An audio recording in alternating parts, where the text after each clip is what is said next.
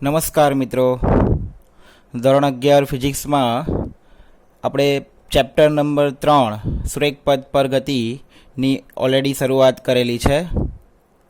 મિત્રો, લાસ્ટ લેક્ચરની અંદર જે મુદ્દાની ચર્ચા કરી હતી એ મુદ્દા હતા પથ લંબાઈ અને સ્થાનાંતરની તફાવત, ત્યારબાદ વેગ, ત્યારબાદ ઝડપ, ત્યારબાદ સરેરાશ વેગ અને સરેરાશ ઝડપ વિશેની માહિતી એ આપણે શીખ્યા હતા. એના પછી સરેરાશ વેગ અને સરેરાશ ઝડપ વચ્ચેનો સંબંધ દર્શાવતું સમીકરણ એ પણ આપણે મેળવ્યું હતું.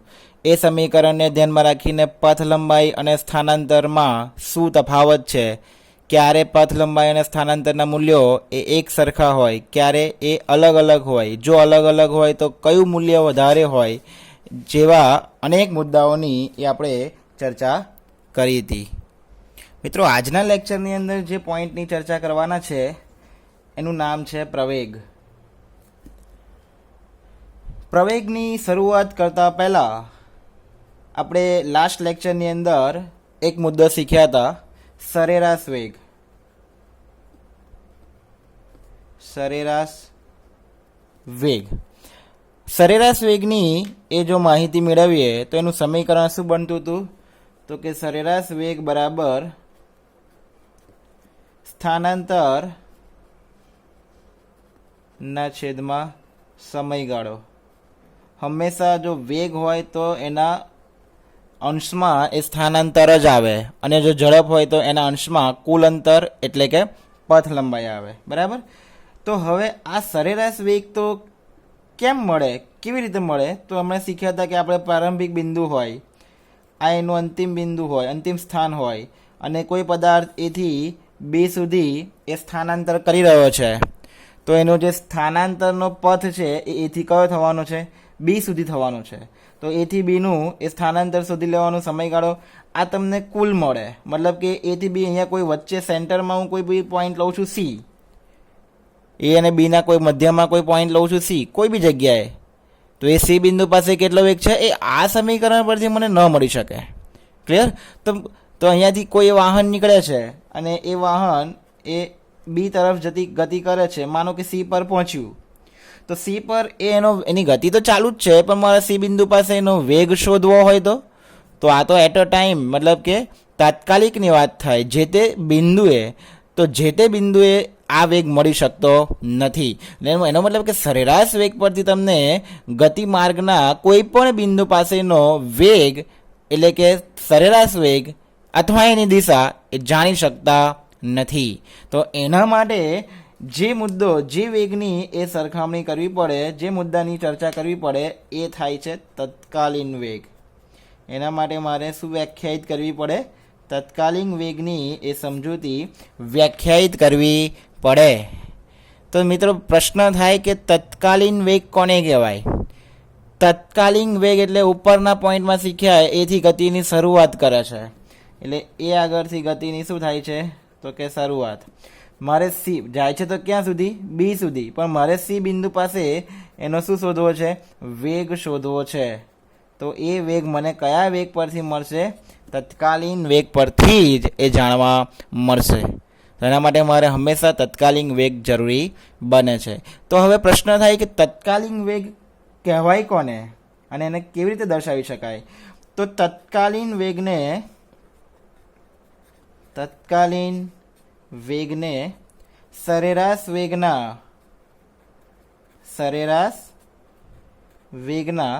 અતિ સૂક્ષ્મ, તત્કાલીન વેગને સરેરાશ વેગના અતિ સૂક્ષ્મ સમયગાળા,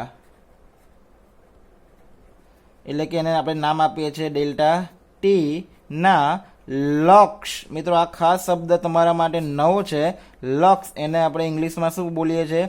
લિમિટ વડે દર્શાવી શકાય. આ નવો પોઈન્ટ આવે છે, ખાસ સમજવાની જરૂર છે. દર્શાવી શકાય એનો મતલબ કે તમારે સરેરાશ વેગ પરથી તત્કાલીન વેગ તરફ જવું હોય ને તો પહેલાં શું કરવું પડે? સરેરાશ વેગ સમજવા માટે બરાબર ઇક્વેશન શું થઈ લાસ્ટમાં શીખ્યા હતા, delta x upon delta T.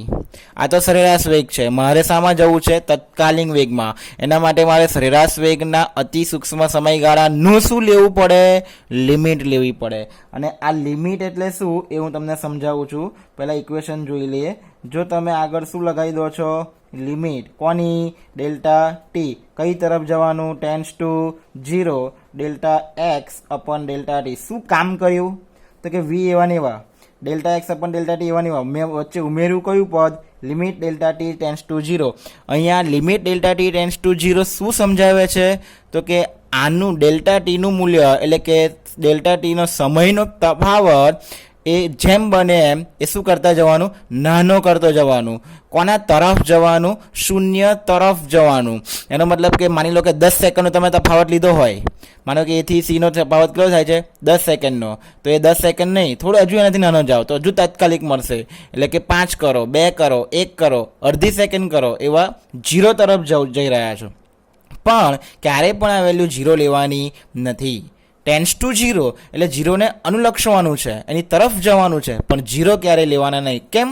જો ડેલ્ટા ટી તમે 0 લેશો તો છેદમાં 0 આવશે, અને કોઈ પણ રકમના ભાગાકારમાં શૂન્ય આવે એટલે એ પદ અવ્યાખ્યાયિત થઈ શકે છે, એટલા થઈ જાય છે. એટલા માટે આ ડેલ્ટા ટીને એ તમારે ટુવર્ડ્સ 0 લેવાનું, એટલે કે એના અનુલક્ષવાનું, શૂન્યને પણ શૂન્ય ક્યારેય લેવાનું નહીં. ઓકે, તો જ્યાં ડેલ્ટા એક્સ શું છે તો તમને હમણાં સમજાયેલું એ પ્રમાણે સ્થાનાંતરનું મૂલ્ય છે. સ્થાનાંતરનું મૂલ્ય. જ્યારે ડેલ્ટા ટી શું છે તો કે તે આ જેટલું સ્થાનાંતર કરીએ ને એ સ્થાનાંતર દરમિયાનનો એ શું લેવાનો? સમયગાળો લેવાનો. ક્લિયર? નાવ હવે જ્યારે તમે લિમિટ દૂર કરી દેવી છે, મારે લિમિટ રાખવી નથી, તો જ્યારે હું લિમિટ દૂર કરું છું ત્યારે આ ડેલ છે ડેલ્ટા, એ ડેલ્ટા શામાં પરિણમે છે? ડીમાં. એટલે શું લખીએ છીએ? ડીએક્સ અપન ડેલ્ટા ટીની જગ્યાએ શું લખીએ છીએ? ડીટી. એટલે શું વંચાય? D by DT. એટલે શું વંચાય? સમય ટીની સાપેક્ષે એક્સનું વિકલન ફળ કહેવાય. 9 પોઈન્ટ છે તમારા માટે. એટલે અહીંયા શું લખાય? એક્સનું સમય ટીની સાપેક્ષે વિકલન ફળ કહેવાય. વિકલન ફળ એ છે તેમ કહી શકાય. ઓકે, તો આ એક મહત્વનો મુદ્દો એ તમારે ધ્યાનમાં રાખવાનો છે. તત્કાલીન વેગ શું છે તો કે એ સરેરાશ વેગના અતિ સૂક્ષ્મ સમયગાળા ડેલ્ટા ટીના શું લઈએ છીએ આપણે? લિમિટ વડે દર્શાવીએ છીએ. એટલે આ સરેરાશ વેગ છે, એમાંથી આ તત્કાલીન વેગ મેળવવા માટે આ જે વેગ મળ્યો તમારો કયો વેગ મળ્યો છે? હા, તત્કાલીન વેગ. તત્કાલીન વેગ મેળવવા માટે મારે શું એડ કરવું પડે છે? લિમિટ. લિમિટ મૂકીશ એટલે એનું શું થઈ જશે? વિકલન થઈ જશે. એટલે ટીની સાપેક્ષે એક્સનું વિકલન, છેદની સાપેક્ષે અંશવાળાનું વિકલન થયું છે તેમ કહી શકાય. બરાબર? નેક્સ્ટ વિદ્યાર્થી મિત્રો, આપણે એક ઉદાહરણ તરફ આગળ વધીએ, જેનું નામ છે ઉદાહરણ નંબર 1. ઉદાહરણમાં એક આકૃતિ આપેલી છે. આપણે રકમ વાંચીએ અને એના અકોર્ડિંગ ટુ દાખલો ગણવાનો પ્રયત્ન કરીએ. રકમ ધ્યાનથી સાંભળજો. એક કાર સુરેખ રેખા પર ગતિ કરે છે. આ જે રેખા બતાવી છે ને એ રેખા પર કાર શું કરે છે? ગતિ કરે છે.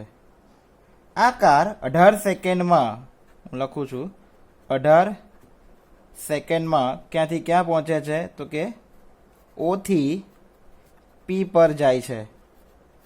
એનો મતલબ કે શરૂઆત ક્યાંથી થાય છે? ઓ બિંદુથી. ક્યાં જાય છે પહેલાં કાર? પી પર. કેટલો સમય લે છે? 18 સેકન્ડ. અને 6 સેકન્ડમાં પીથી પાછી ક્યાં જાય છે? ક્યુ પરત આવે છે. 6 સેકન્ડમાં પીથી પાછી ક્યાં આવે છે? ક્યુ એ પરત આવે છે. બે કન્ડિશન થઈ. ઓકે, પહેલાં ગાડી ક્યાંથી જાય છે? ઓ પરથી. ક્યાં જાય છે? પી પર. કેટલી સમય લે છે? 18 સેકન્ડ. ત્યારબાદ ક્યાં જાય છે? પીથી પાછી ક્યુ પર. કેટલી સેકન્ડ લે છે? 6 સેકન્ડ. તો આ બંને કન્ડિશન માટે તમારે બે વસ્તુ ફાઇન્ડ આઉટ કરવાની છે. એક તો સરેરાશ ઝડપ અને બીજું સરેરાશ વેગ. કઈ કઈ કન્ડિશન માટે? તો કન્ડિશન નંબર 1, ઓથી પી માર્ગ માટે ખાલી ક્યાં ગયો? ગાડી ક્યાં હતી? ઓ પર. ક્યાં ગઈ? પી પર. બસ. હવે અહીંયાથી અટકી જાઓ. ઓથી પીમાં એનું સરેરાશ ઝડપ અને સરેરાશ વેગ કેટલો છે એ શોધી લાવવાનો. તો ઓથી પી માટે સમયગાળો પહેલાં નક્કી કરી લેવાનો, કારણ કે પહેલું બંનેમાં સમયગાળાની જરૂર પડે છે. સમયગાળો આપણને આપેલો છે કેટલા સેકન્ડ? 18 સેકન્ડ. હવે આપણે પહેલી વાત કોની કરીએ છીએ? સરેરાશ ઝડપ. ઇક્વેશન શું છે? તો કે પથ લંબાઈ. ઝડપ આવ્યું છે એટલે શું આવશે? પથ લંબાઈ ના છેદમાં શું આવશે? સમયગાળો. ખાસ સમજો. નાવ આપણે વી વડે દર્શાવીએ. પથ લંબાઈ ક્યાંથી શરૂઆત થાય છે? ઓથી. ક્યાં જાય છે? પી પર. કેટલું અંતર છે? 360. છેદમાં સમયગાળો કેટલા સેકન્ડ થયો? 18 સેકન્ડ. એટલે 360 ભાગ્યા 18. જવાબ તમારો શું આવશે? 20 મીટર પર સેકન્ડ. Is it okay? આ વાત થઈ સરેરાશ ઝડપની.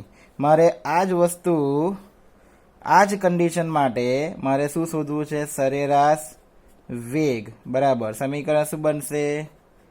સ્થાનાંતર છેદમાં સમયગાળો. મિત્રો સ્થાનાંતર આવે એટલે થોડુંક ધ્યાન રાખીને કામ કરવું.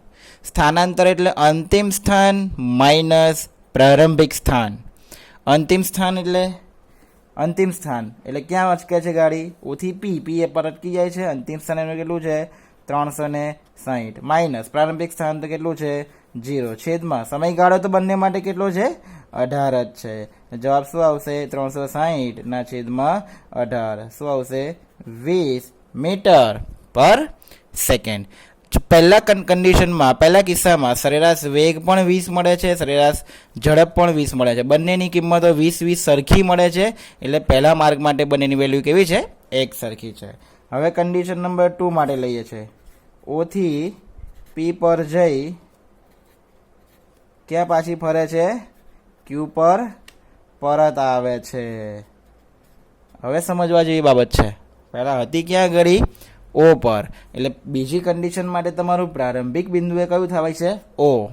પણ હવે જાય છે ક્યાં આગળ? પી થી પાછી ક્યુ પર આવે છે. એટલે બીજી કન્ડિશન માટે ક્યુ એ કયું સ્થાન થવાનું?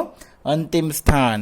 જો તમે પથ લંબાઈ લો છો તો ઓ થી પી થી ક્યુ બંને વેલ્યુ તમારે કન્ડિશનમાં લેવી પડે.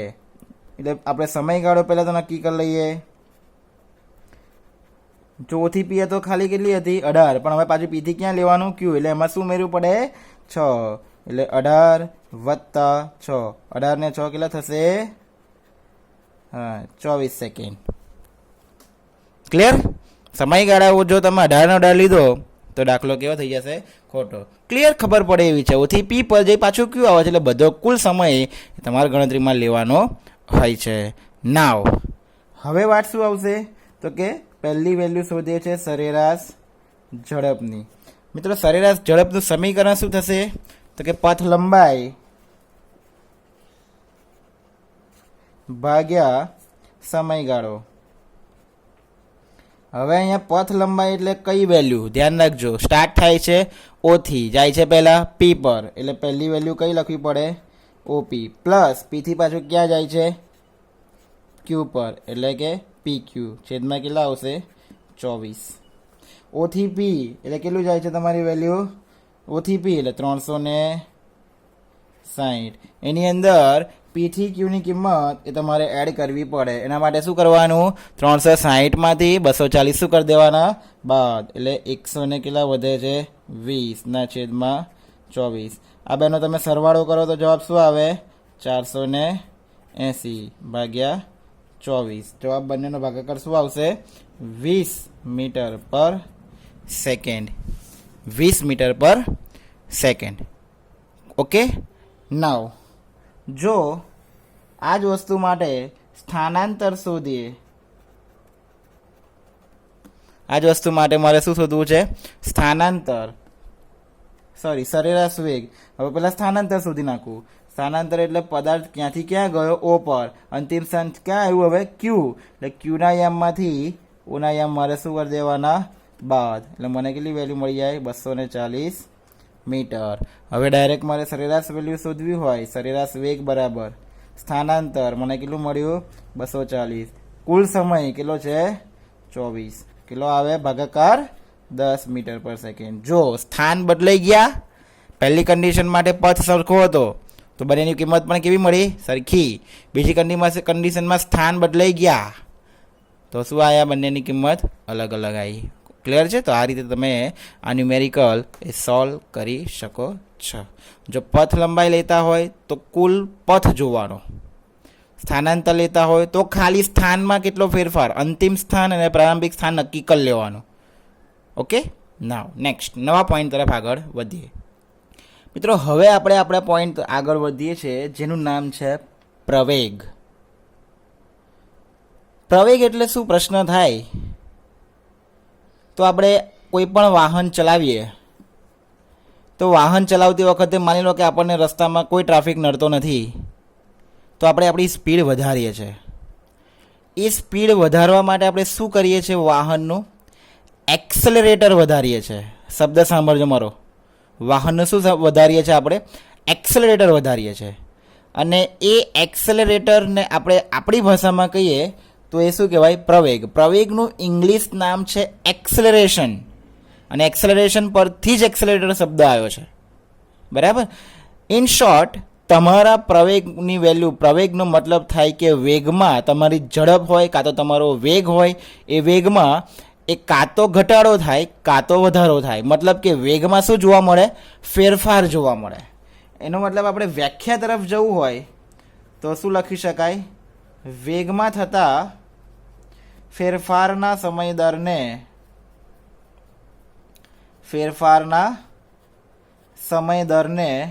એ શું કહેવામાં આવે છે? પ્રવેગ તરીકે ઓળખવામાં આવે છે. બરાબર. એકમ સમયમાં જેટલો વેગનો ફેરફાર થતો હોય ને એ વેગનો ફેરફાર અને એના સમય વડે તમે ભાગાકાર કરો તો તમને શું મળે છે? પ્રવેગ મળે છે. પ્રવેગનું સમીકરણ બનાવવું હોય તો પ્રવેગ બરાબર વેગનો ફેરફાર છેદમાં સમયગાળો. ઓકે, નાવ પ્રવેગને આપણે શાના વડે દર્શાવીએ છીએ? ખાસ સમજો, એ વડે. જેમ આપણે વેગને સ્મોલ વી વડે દર્શાવતા હતા એમ પ્રવેગને આપણે સ્મોલ એ, એક્સેલરેશનનો સ્મોલ એ વડે દર્શાવીએ છીએ. વેગનો ફેરફાર, માનો કે પ્રારંભિક વેગ આપણે કેટલો લેતા હોઈએ છીએ? v1. અંતિમ વેગ આપણે કેટલો લેતા હોઈએ છીએ? v2. તો અંતિમ ફેરફાર જ્યારે તમે શોધતા હોય ને કોઈ પણ વસ્તુનો, ત્યારે એની અંતિમ સ્થિતિમાંથી પ્રારંભિક સ્થિતિએ શું કરવાની? બાદ. હંમેશા અંતિમ સ્થિતિમાંથી જ પ્રારંભિક સ્થિતિ બાદ કરવાની. એટલે આપણો અંતિમ વેગ કેટલો હોય છે? v2. પ્રારંભિક વેગ કેટલો હોય છે? v1 છેદમાં અંતિમ સમય કેટલો હોય છે? t2. પ્રારંભિક સમય કેટલો હોય છે? t1. એનો મતલબ કે આ v2 માઇનસ v1 એટલે ફેરફારને બીજા કયા સ્વરૂપે દર્શાવાય? ડેલ્ટા. કોનો ફેરફાર છે? v નો, એટલે ડેલ્ટા v. ફેરફારને શાનો દર્શાવાય? ડેલ્ટા. કોનો ફેરફાર છે? t નો, એટલે ડેલ્ટા t. તો તમારું સમીકરણ શું બને? a બરાબર ડેલ્ટા v ના છેદમાં ડેલ્ટા t. ક્લિયર થઈ ગયો પોઈન્ટ? નાવ હવે એના એકમ તરફ જવું હોય તો વેગનો એકમ શું ખબર છે તમને? મીટર પર સેકન્ડ. અને સમયનો બીજો એકમ શું છે પાછો? સેકન્ડ. સેકન્ડનો સ્ક્વેર, એટલે એકમ શું બને? મીટર પર સેકન્ડનો સ્ક્વેર. Is it clear? તો આ પોઈન્ટ પર તમારે એ ખાસ ધ્યાનમાં રાખવાનો. હવે સમજો, પ્રવેગ એ કોના પરથી મળે છે તમને? તો કે વેગના ફેરફાર પરથી. વેગ એ કેવી રાશિ છે? તો કે સદિશ રાશિ. જો વેગ સદિશ રાશિ હોય તો પ્રવેગ પણ કેવી રાશિ કહેવાય? સદિશ રાશિ જ કહેવાય. કેમ પ્રવેગ સદિશ રાશિ કહેવાય? કેમ કે પ્રવેગ એ વેગ પરથી મળે છે અને વેગ સદિશ રાશિ છે તો પ્રવેગ પણ ઓટોમેટિકલી કેવી રાશિ થઈ જાય? સદિશ રાશિ તરીકે જ એ ઓળખાય છે. એની દિશા પણ વેગની દિશામાં જ હોય. બરાબર, ધ્યાન રાખવાનું. નાવ હવે જરૂરી નથી દર વખતે આપણે એક્સેલેરેટર વધારે જ કરીએ. એવું ક્યારે આપણે કોઈ કન્ડિશનમાં ટ્રાફિક આવે, બમ્પ આવે કોઈ વાહનનું માં આપણે જતા હોઈએ તો એને ઓછું પણ કરવું પડે. મતલબ કે એના તમે એક્સેલેરેટર ઘટાડશો મતલબ કે ઓલરેડી તમારા વાહનનો એ શું ઘટે છે? વેગ. ઇન શોર્ટ ઝડપ પણ એ ઘટે છે. તો જો કોઈ ગતિ દરમિયાન વેગમાં શું જોવા મળતો હોય? ઘટાડો થાય. જો કોઈ ગતિ દરમિયાન પદાર્થની ગતિ દરમિયાન વેગમાં શું થાય? ઘટાડો થાય, તો તેને એક કયો વેગ તરીકે ઓળખવામાં આવે છે? પ્રતિપ્રવેગ કહે છે. સમજમાં આવે છે? પ્રતિપ્રવેગની વ્યાખ્યા કીધી. જો કોઈ ઘટના અથવા ગતિ દરમિયાન પદાર્થના વેગમાં એ શું જોવા મળે? ઘટાડો જોવા મળે, તો તેને આપણે શું કહેવામાં આવે છે? પ્રતિપ્રવેગ તરીકે ઓળખવામાં આવે છે. ઓકે, તો આટલા મુદ્દા પણ તમારે ખાસ ધ્યાનમાં રાખવાના. ત્યારબાદ તત્કાલીન પ્રવેગ મેળવવો હોય તો, હમણાં આગળ તત્કાલીન વેગ મેળવ્યો ને, એ રીતે તત્કાલીન પ્રવેગ મેળવવો હોય તો એક જ વસ્તુ ધ્યાનમાં રાખવાની કે ક્યારે બી આપણે તત્કાલીન શબ્દ શોધવો હોય ને, તત્કાલીન વેગ, તત્કાલીન પ્રવેગ, તત્કાલીન ઝડપ, ત્યારે તમારે એનું સરેરાશની કિંમત લખી દેવાની. આ સરેરાશ પ્રવેગ જ કહેવાય. જે કેટલું સમીકરણ મળે છે? Delta V upon delta T. આ કયો પ્રવેગ છે? સરેરાશ પ્રવેગ છે. મારે મેળવવો છે કયો? તત્કાલીન. હવે limit delta T tends to 0 નું એ શું લેવું પડે? લક્ષ લેવું પડે. આ લક્ષ શું સમજાવે છે? ડેલ્ટા ટીની કિંમત કોના તરફ જઈ રહ્યા છે? આપણે ઘટાડતા જઈને શૂન્ય તરફ જઈએ છીએ, પણ શૂન્ય લેતા નથી. જેટલો ટાઈમ પીરિયડ તમે ઘટાડતા જશો એટલો એક્યુરેટ વેગ તમને જે તે બિંદુ માટે એ મળતો હોય છે. તો આપણે ડેલ્ટા ટી ટેન્ડ્સ ટુ 0 અહીંયા શું કરવાના? લઈ લેવાના. એટલે એ બરાબર limit delta T tends to 0 delta V ના છેદમાં ડેલ્ટા ટી. તો અહીંયા લિમિટ કાઢ નાખીએ. હમણાં આગળ શીખ્યા હતા. તો ડેલ્ટા એ શામાં ફરે છે? ડેરિવેટિવમાં. ડીવી અપન ડીટી, જે પ્રથમ વેગનું સમયની સાપેક્ષે પ્રથમ વિકલન ફળ બને છે તેમ કહી શકાય. વેગનું સમયની સાપેક્ષે પ્રથમ વિકલન ફળ મળે છે તેમ કહેવાય. ક્લિયર છે? તો આ રીતે તમે પ્રવેગની માહિતી એ શીખી શકો છો. હવે જો હમણાં આપણે શીખ્યા કે માની લો કે આપણે આ તત્કાલીન પ્રવેગ શોધીએ છીએ અને એ દરમિયાન આપણને શું જોવા મળ્યો? ઘટાડો જોવા મળે છે. એટલે કે વેગ ધીમે ધીમે ઘટે છે. અહીંયા વેગ ઘટે છે. હવે વેગ ઘટશે એટલે શરૂઆતમાં વેગ વધારે હતો, પછી વેગ ઓછો થયો. હવે આપણે તફાવત શોધવો હોય એટલે ઓછામાંથી વધારે વાત કરવું પડે ને. કેમ? કારણ કે બીજી કન્ડિશનમાં વેગ આપણો ઓછો થયો. શરૂઆતમાં માની લો કે વેગ કેટલો હતો? V1. ત્યારબાદ ઘટ્યો એટલે વેગ કેટલો થયો? V2. આ અંતિમ થયો તમારા માટે. અને આ કયો થયો? પ્રારંભિક. આ કેવો છે? ઓછો છે. અને આ કેવો છે? વધુ છે. તો ઓછામાંથી વધારે મતલબ કે V2 માઇનસ V1 કરો તો એ વેલ્યુ કેવી મળશે તમને? માઇનસમાં મળશે. એટલે કદાચ જો તમને આ ઘટાડો જોવા મળે, એટલે કે ડીવી અપન ડીટીની કિંમત એ કેવી મળે? ઋણ હોય, તો પ્રવેગની દિશા એ વિરુદ્ધ તરફની હશે. ગતિની વિરુદ્ધ દિશામાં પ્રવેગ હશે. સમજમાં આવે છે? ક્લિયર થાય છે? બોલું છે. જો ડીવી અપન ડીટી એ કેવો મળશે? ઋણ મળશે. તો એની દિશા કઈ હશે? ઋણ એક્સ દિશામાં હશે. એની દિશા કઈ દિશા હશે?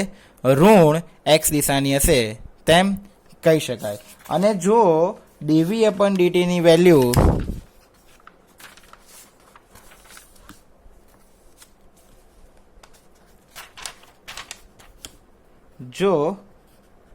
ડીવી અપન ડીટી એ કેવો મળે? ધન મળે, તો પ્રવેગ એ કઈ દિશામાં હશે? ધન એક્સ દિશામાં હશે. પ્રવેગ એ કઈ દિશામાં હશે? ધન એક્સ દિશામાં મળે છે તેમ કહી શકાય. ક્લિયર થાય છે પોઈન્ટ? તો આ રીતે તમે દરેકે દરેક પોઈન્ટ વિશેની એ માહિતી તમે મેળવી શકો છો. તો આ પ્રવેગની માહિતીમાં તમને એક જ વસ્તુ મહત્વની શીખવા મળી, એ છે કે પ્રવેગ આવવા માટે, પ્રવેગ ઉત્પન્ન થવા માટે વેગનો ફેરફાર થવો અવશ્ય જરૂરી છે. જો તમે કોઈ વાહન 40 કિલોમીટર પર કલાકની ઝડપે જવા દેતા હોય તો એ વાહન 1 કલાક 2 કલાક બધી જ સ્પીડ 40 કિલોમીટર પર કલાકની, તો એમાં પ્રવેગ શૂન્ય કહેવાય. કેમ? કારણ કે તમારો 1 કલાક પછીનો પણ વેગ જોઈએ છે ને, તો એ કેટલો છે? 40 કિલોમીટર પર કલાકનો જ છે. તમે ક્યારેય વચ્ચે એ વેગ બદલતા નથી. વેગમાં ફેરફાર કરો તો અને તો જ પ્રવેગ ઉત્પન્ન થાય, અધરવાઇઝ પ્રવેગ ઉત્પન્ન થઈ શકતો નથી. ઓકે, ક્લિયર થાય છે પોઈન્ટ? નેક્સ્ટ. હવે પ્રશ્ન એવો થાય કે વેગમાં ફેરફાર કેવી રીતે થઈ શકે, કઈ રીતે થઈ શકે? વેગમાં ફેરફાર કઈ રીતે થાય? એવી તો કેટલી રીત, કઈ રીતો છે કે જેથી વેગમાં ફેરફાર થઈ શકે? તેના માટે પહેલું, વેગમાં ફેરફાર થવા માટે એના મૂલ્યમાં ફેરફાર થાય તો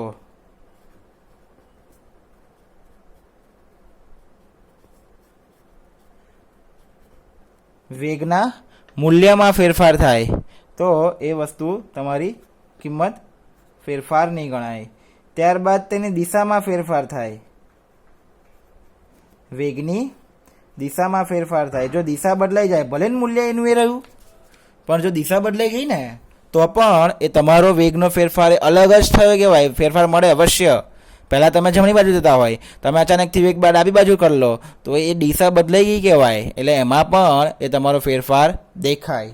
અને નંબર 3, મૂલ્ય અને દિશા બંને, મૂલ્ય પ્લસ દિશા બંનેમાં એ શું જોવા મળે? ફેરફાર જોવા મળે. તો વેગમાં અવશ્ય એ ફેરફાર થાય છે તેમ કહી શકાય. ક્લિયર થઈ ગયો point? Is it okay? Next મિત્રો, પ્રવેગ એ સદિશ રાશિ છે અને સદિશ હોવાથી પ્રવેગનું મૂલ્ય એ ધન કે ઋણ કે શૂન્ય હોઈ શકે. પ્રવેગનું મૂલ્ય એ ધન હોઈ શકે, ઋણ હોઈ શકે અથવા શૂન્ય પણ હોઈ શકે. શૂન્ય ક્યારે હોય મેં તમને હમણાં જ કીધું. જો તમે તમારા વેગમાં, ગતિના વેગમાં કોઈ ફેરફાર કરતા નથી તો એ વેગ અવશ્ય એ કેટલો મળે છે? શૂન્ય મળે છે તેમ કહેવાય. તો આ રીતે આજના જે પણ કંઈ મુદ્દા શીખ્યા છે, ચાલ્યા છે, એ બરાબર રીતે સમજજો, એને રિવાઇઝ કરજો અને એના અકોર્ડિંગ ટુ એ તમારા દાખલા પણ એ આપેલા છે, હોમવર્કમાં પણ તમને ક્વેશ્ચન્સ આપેલા છે, એ ગણતરી કરજો અને બાકીનો ટોપિક છે એ નેક્સ્ટ લેક્ચરમાં જોઈશું. Thank you.